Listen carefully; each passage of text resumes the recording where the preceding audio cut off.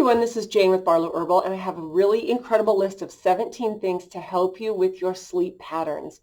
And this I'm going to go through super quick because some of these might resonate with you, some of these you might already be doing, and I just wanted you to maybe make a little checklist of these things that can make a huge difference in your quality sleep, which we all know is crazy important. Anytime you're a human, whether you were born in the dark ages or you're a modern human right now, it's always been important that we get restful, deep sleep. So the first one is to increase your light exposure during the day. Get out, get some sunlight, increase your exposure to light and sunlight. Very, very important.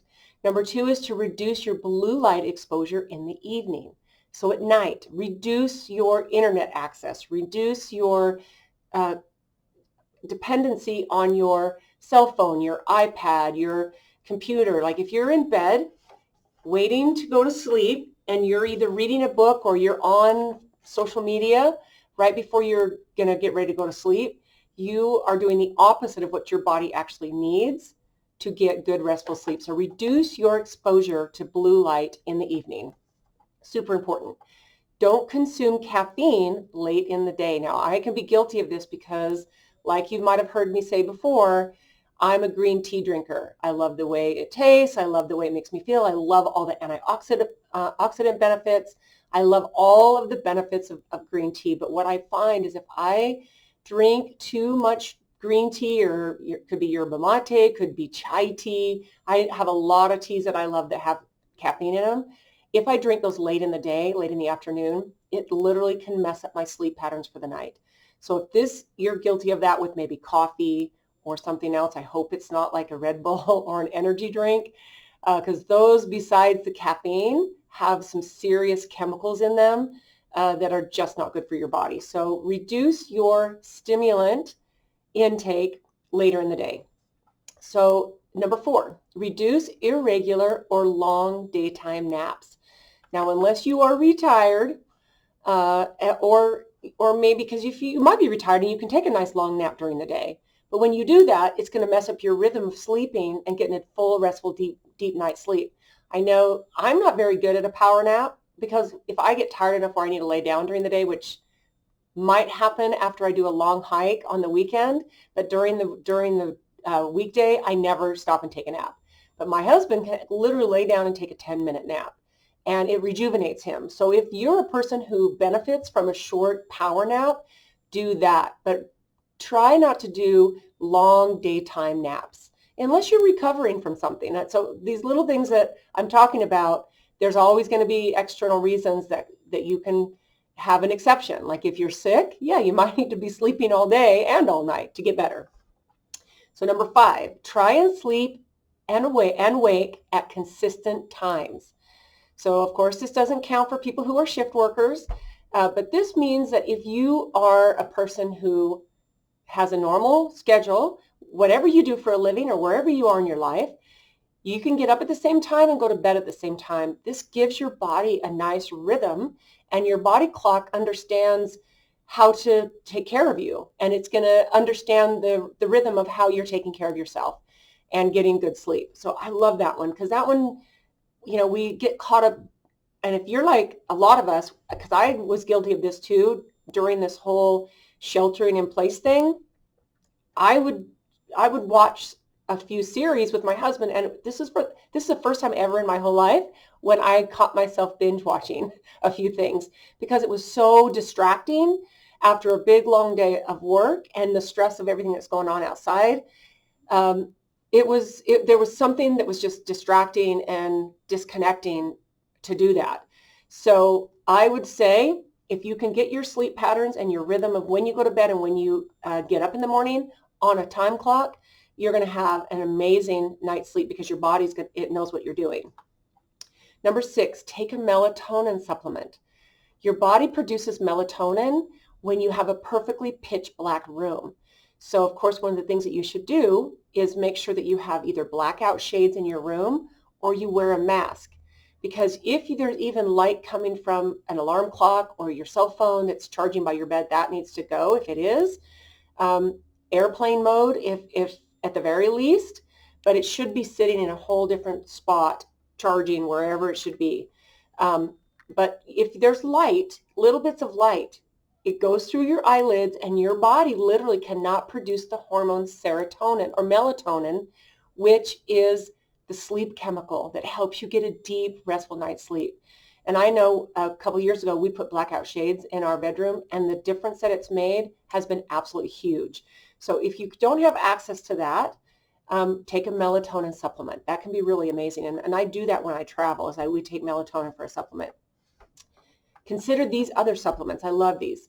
So Ginkgo, Glycine, Valerian, Magnesium, L-theanine, and Lavender.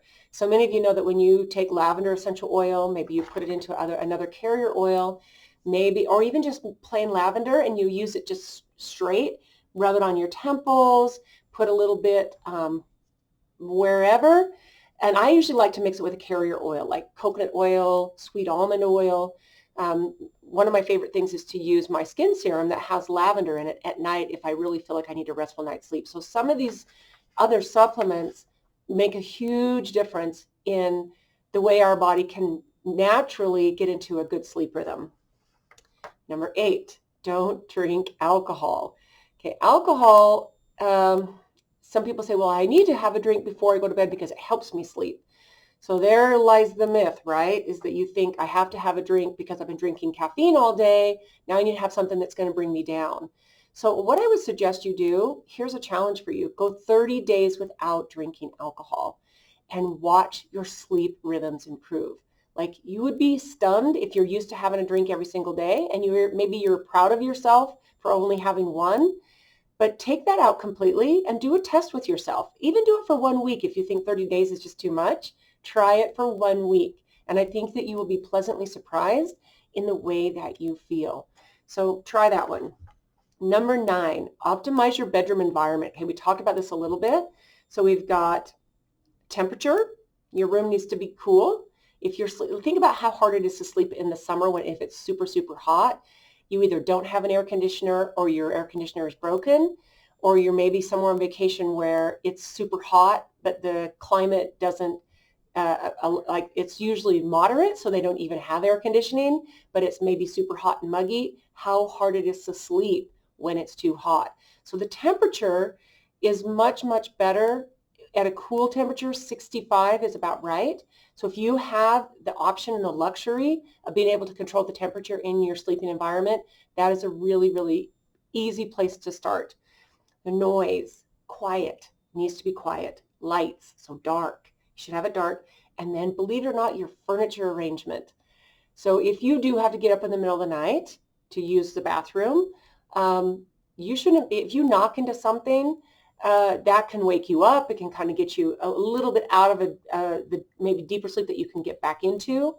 And also, part of the furniture in your room might include a TV. If it does, that needs to go. So if you have not broken the habit of having a TV in your room, like, I actually have friends who I adore beyond and to the moon, but they have a TV in their room, and it's the first thing that they get up when there's a news channel that they watch before they get out of bed.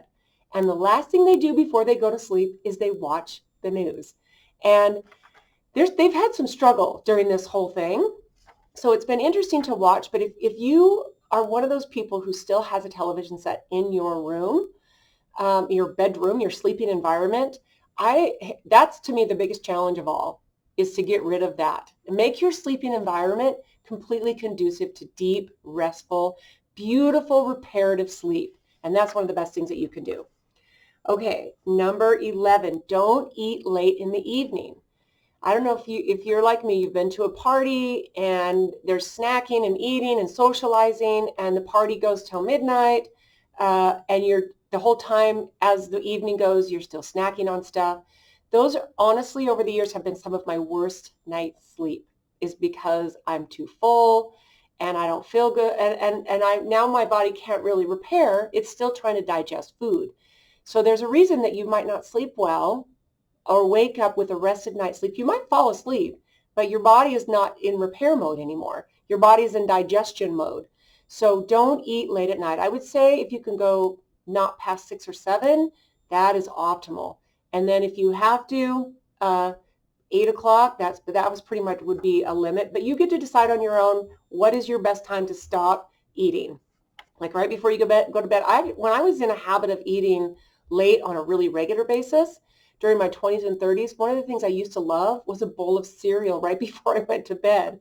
And now I cringe when I think about that because I had a lot of digestive issues in my 20s and 30s, and I didn't ever attribute it to eating right before I went to bed. So that was a habit that has absolutely shifted and changed my life.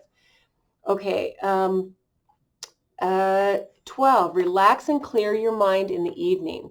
So instead of just zoning out to TV every single night, maybe find a place to meditate. Go for a walk in your neighborhood. I mean, you could even bundle up. If you're watching this, it's winter time. You know, this is the spring here in 2020.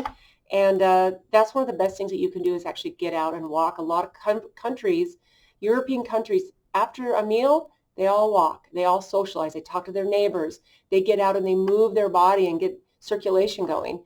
And that is a nice way to disconnect from technology and literally relax and meditate your mind too. Or simply go into a place in your yard or in your house that's quiet and you can literally quiet your mind and meditate. And this is a good time to think about what you're grateful for and all the blessings that you have.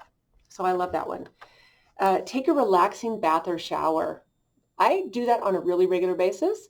Right before I go to bed, I know that I sleep so good if I'm clean and I'm like just barely clean. So I might have taken a shower during the day after a workout, but then I've had a good hard day at work, and there's something relaxing about a nice shower or a bath that just puts your body into a sleeping spot, which I love.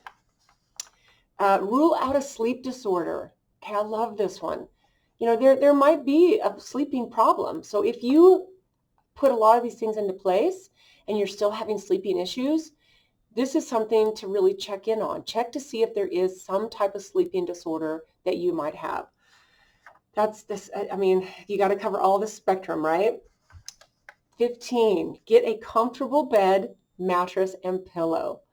So, you know, there's a lot of talk about, and I have heard this over the years, that we should sleep on a hard surface. We should sleep on a soft surface. We should sleep on a sleep number bed. We should sleep, like, it's all, like, if your body and you're taking care of a lot of these things, you should be able to sleep on the surface that's most comfortable for you.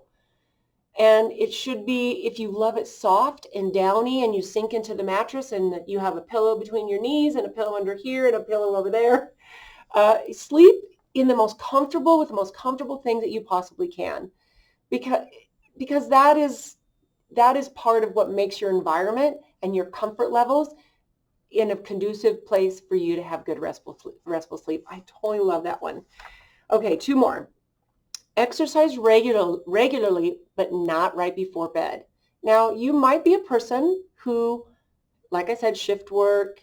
Maybe that's the only time you can put it into your schedule, is maybe when you're getting off work and it's right before you go to bed. I mean, I don't know, but most of us don't have to do that. We can do it either during the day. We can get up early. We can do it on our lunch hour. We can do it right after work, so that this part of keeping us healthy, which is exercise, it doesn't have to mess up our sleeping rhythms, which I've been teaching classes for a long, long time. And I know that whenever I teach a class for someone, or in the past, I used to teach classes in the evening.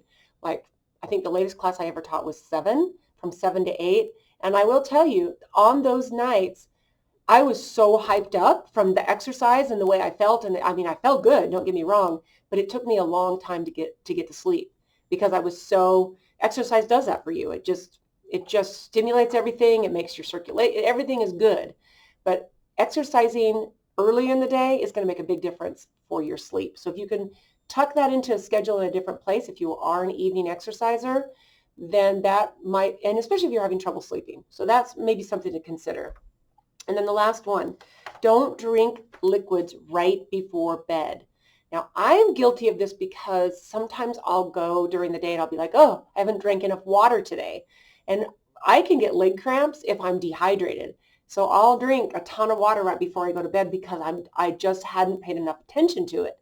So this is something that takes a conscious, consistent effort during the day. all the days that you were alive as a human being is to pay attention to your hydration levels. And if you cannot drink water or a bunch of liquids right before you go to bed, that's going to help you get a deeper, more restful night's sleep, because you're not going to be having to get up to go to the bathroom during the night. So I hope some of these tips have been valuable for you, and that maybe you see that there might be a couple things that you can tweak in your routine and your rhythm to help you get that deep, reparative, restorative night's sleep. I love you guys a ton. I hope that you have an amazing day, and we'll talk to you soon.